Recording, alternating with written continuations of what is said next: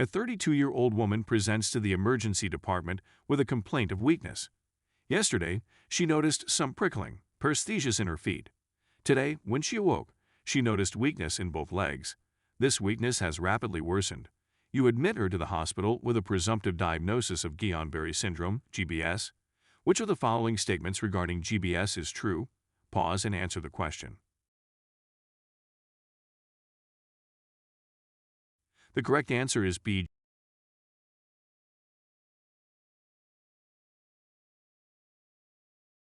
GBS, or acute inflammatory demyelinating polyradiculoneuropathy, is the most common cause of acute generalized paralysis in the Western world.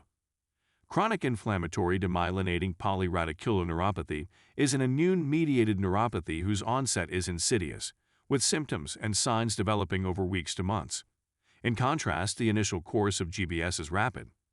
Most often, the first symptom of GBS is prickling paresthesia, beginning in the feet and spreading proximally hour by hour. Weakness is noticed some hours to a few days later. Some patients have only motor symptoms without sensory symptoms.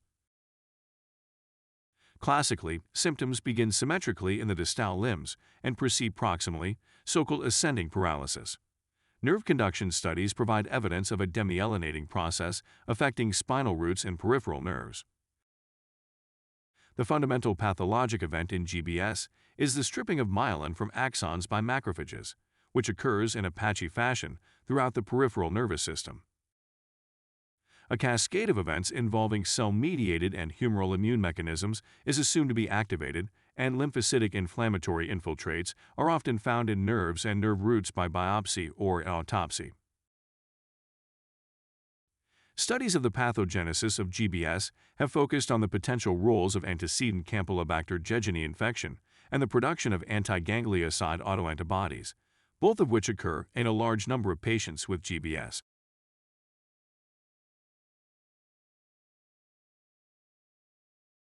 During surgery at the root of the neck, an attending surgeon cautions her resident to locate important structures which need to be protected. One of these is the phrenic nerve, responsible for the innervation of the diaphragm and thus respiration. The phrenic nerve can be positively identified by which of the following anatomical relationships? Pause and answer the question.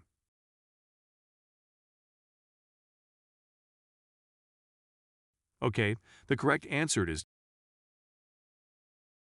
at the root of the neck, the phrenic nerve, C3, C4, C5, lies on the scaleless anterior muscle, not the scaleless medius.